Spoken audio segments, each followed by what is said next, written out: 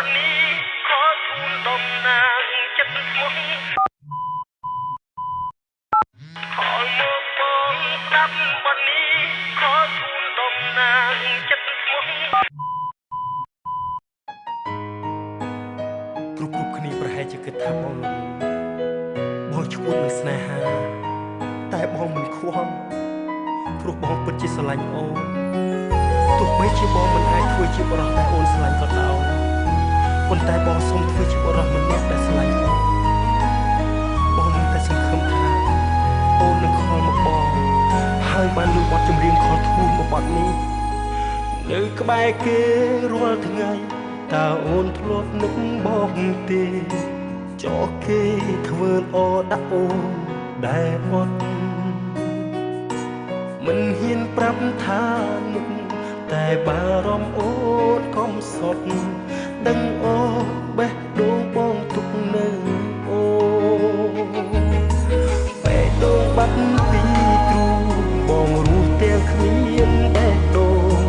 ប៉ុន្តែនៅមានអារម្មណ៍នឹកអូនមិនហ៊ានខកអូនឡើយហើយព្យាយាមយល់ចិត្តស្ងួនប៉ុន្តែចង់ស្ដាប់សំឡេងអូបងត្រូវតែទៅដើម្បីអនាគតខលមកបងស្ដាប់បទនេះខលជូនតំណាងចិត្តស្មុគចិត្តរបួសប៉ុន្តែនៅរស់ដើម្បីអូនខលមកបងអូនលឺបងខលជូនក្នុងទូរស័ព្ទបងមកស្នូបេះដូងថាបងនៅតែស្រឡាញ់ទោះបីជាបងមិនអាចធ្វើជាបុរសដែលអូនស្រឡាញ់ប៉ុន្តែបងសូមធ្វើជាបុរសម្នាក់ដែលស្រឡាញ់អូនទោះបីជារូបបងនេះមិនសូវល្អដូចជារូបគេប៉ុន្តែបងក៏ចិត្តស្ងប់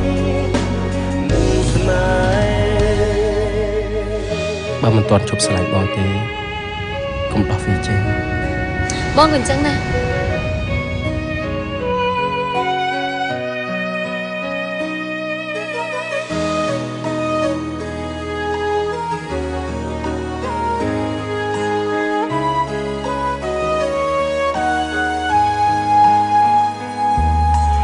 នៅក្បែរគេ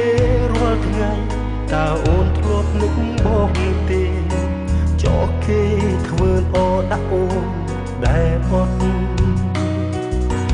មិនហ៊ានប្រាប់ថានឹកតែបារម្ភអូនកុំសត់ដឹងអូនបេះដូងបងទុកនៅអូ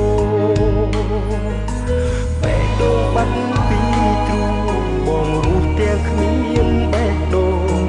ប៉ុន្តែនៅមានអារម្មណ៍នឹកអូនមិនហ៊ានខកអូនឡើយហើយព្យាយាមយល់ចិត្តស្ងួនប៉ុន្តែបងកុំទៅបានទេសុំលេងអូខ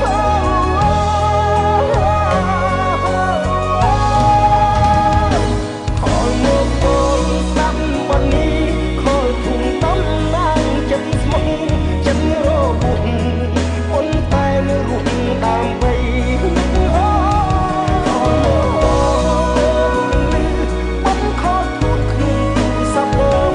មកស្នូបេះដូងថាបងនៅតែស្រឡាញ់